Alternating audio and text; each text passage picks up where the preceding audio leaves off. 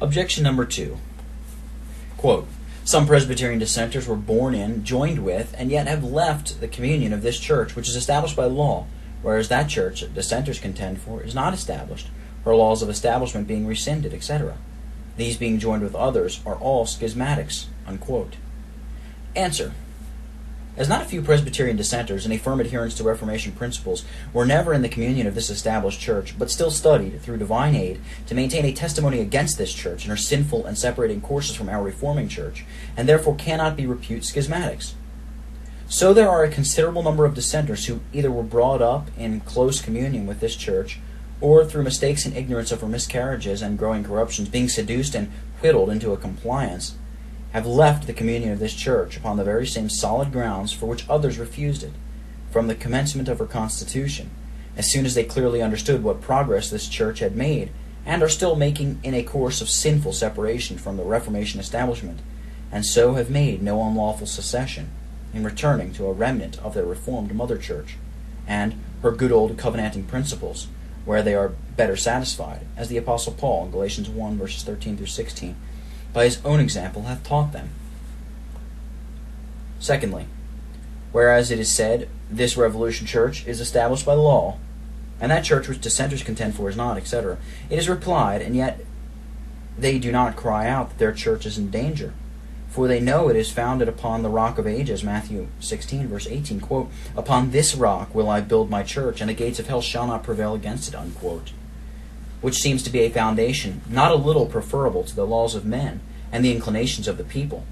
But beside, their church being established by the laws of heaven, her doctrine, principles, and privileges are abundantly well fenced and established with human laws, which could not be nullified by that wicked act recisseratory, the fruit and product of tyranny and arbitrary government. In regard, they were founded upon the divine law and framed for the defense of the truth thereof, and so never have been, nor can be lawfully repelled, but stand in force. Objection 3. Quote, do you, the dissenters, think you are in the right, and all the great and learned ministers of this present church are in the wrong? Sure, we have both the greatest men and the greatest number on our side.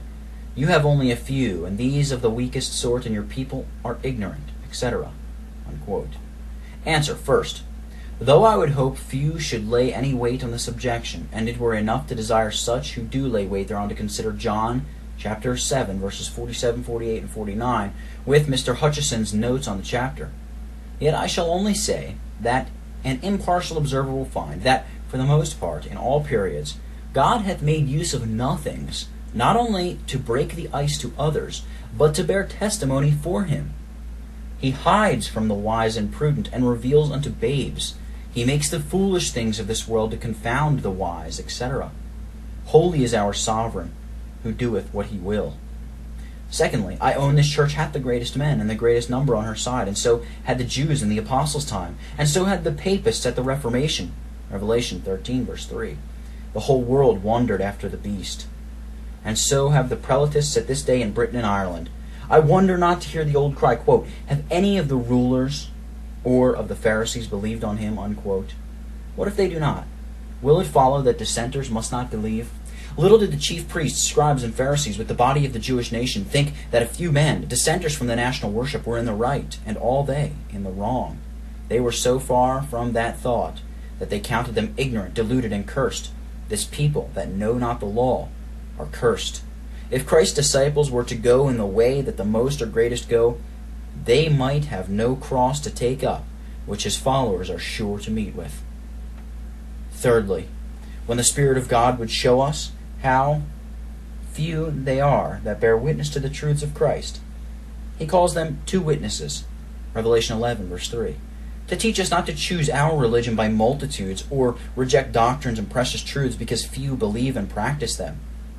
For that may be the right way, which few find, Matthew 7, verse 14, and few care to walk in when they know it. Fourthly, I think they have little reason to boast of their multitudes, but rather to blush for their vain conversation and promiscuous admission to sealing ordinances, for multitudes of graceless professors do but disgrace any profession, and keep serious Christians out of their communion. Objection number 4, quote, but dissenters are a poor, insignificant, contemptible party, unquote. Answer: it is true they are so, and so will the church of God be so long as the woman is chased into the wilderness, the foxes have holes, and the birds of the air nests, etc. They are no more contemptible than Lazarus was, who was scarce compared to the rich glutton's dogs, nor Elijah was, who had none to give him a piece of bread but ravens, nor Jeremiah was, who, starving for hunger, was sinking to death amidst the mire of a loathsome pit. Jeremiah 38, verses 6 and 9. Nor David was, in Psalm 109, verse 25, who became a reproach unto the world when they looked upon him. They shook their heads. Psalm 69, verses 11 and 12, who became, quote, a proverb unto them. They that sat in the gate spoke against him, and he became the song of the drunkards, unquote. See also Psalm 20. And I presume, if they may glory in anything under the sun, they have an allowance to boast in that wherewith they are reproached. Objection 5. Quote, Presbyterian dissenters do not all agree amongst themselves. They are of so many opinions that there is no end of them, unquote. Answer. First, I could heartily wish it might be truly said of all that believe among dissenters, as was said of the primitive Christians, that, quote, the multitude of them were all of one heart and soul, unquote, Acts 4, verse 32. However, if a little after that Paul and Barnabas fall out, I shall not condemn their doctrines or be afraid of their way, for it was the way of God, though they stumbled in it.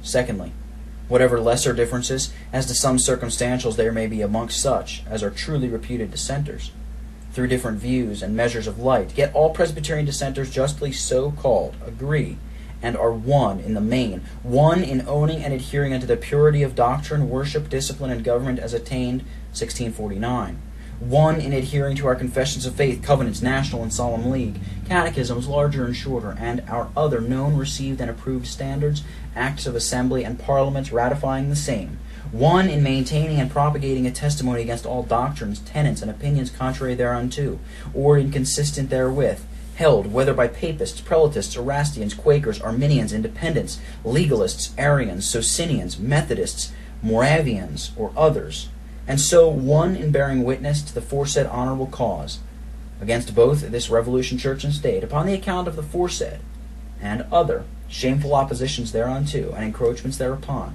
Furthermore, whatever differences are, or shall be among dissenters, will be found to land upon this Revolution Church, in regard dissenters want lawful judicatories to apply to for accommodating matters through her unfaithfulness, and truly they have little reason to boast of their unity, even though they have judicatories and lawyers to help them, considering the fiery disputes, contentions, and divisions in their assemblies, and lesser judicatories, and differences in doctrines, though I am heartily sorry that they agree so well in an ill cause and declining course. Objection 6. Quote, this present church abounds in charity. Presbyterian dissenters are very uncharitable, unquote. Answer. First, let everyone speak as they find cause. I know this church hath kithed her charity to some many ways.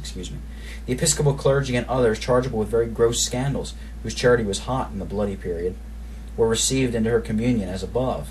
They indeed may boast of this charity cloak, and several other persons of distinction, guilty of immoralities, have had their offenses passed, or rather overlooked, without any shadow of sorrow for these sins, perhaps on account of their charity and liberality another way. But her charity towards dissenters and others who scruple to ride the career of compliance runs in quite a different channel. For whenever she sees any favor that old way, she forthwith thunders out acts, sentences, and excommunications against such, cold charity indeed, as Saul did against the church, without due reflection upon the equity of their cause, as above instructed. Her charity does not seem so very extensive, when she will not part with her corruptions, defections, and promiscuous admissions to sealing ordinances, which yet she looks upon to be but indifferent things, although it were even instrumentally to save dissenters' souls from damnation, which I am sure may be lawfully done to the great honor of the church and to the singular advantage of truth. Secondly, the Apostle Paul exhorts most to charity of any I read in the Word, yet, which is very noticeable, his charity is mostly to the weak and young beginners in religion. But such persons who out of love to a present world make defection, oppose, resist, and study to turn others from the truth, he prays the Lord may reward according to their works, as in the case of Demas and Alexander the coppersmith, 2 Timothy 4 verses 10 and 14, Acts 13 verses 8, 9, and 10. This is Paul's charity to backsliders and enemies to the truth, which may serve to reprehend the charity of some and regulate the charity of others. But in the meantime, I cannot believe that a man is sorry for his sin of drunkenness when he continues to practice it, or that a man is sorry for sins on the Lord's Day, though admitted to the table of the Lord,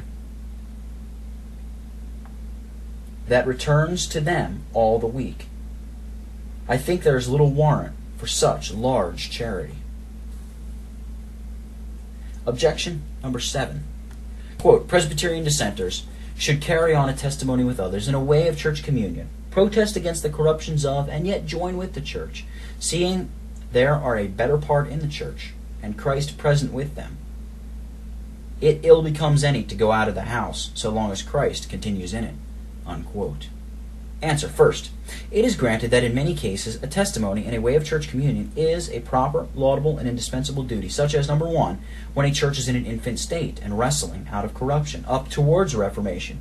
In that case, it is a duty incumbent on everyone in their respective capacities to put hand to work and strive to strip their mother of her grave clothes, and jointly concur in adorning her as a bride for the bridegroom, even although they should meet with great opposition and have but small success for some time, as in the case of our Reforming Church, when throwing off the anti-Christian, popish, and prelatic vestments and abominations. Or, number 2, when a church, being rightly constituted and truly married unto the Lord, after declensions and manifold backslidings, is striving vigorously in the strength of her glorious head Christ to retrieve her lost ground, quote, repent and do her first works, and hold fast that no man, no prelate, no king, no parliament take her crown, or rob her of those precious jewels which her husband hath vouchsafed her as a depositum or trust, which she is bound to keep as inviolable as a virgin her chastity.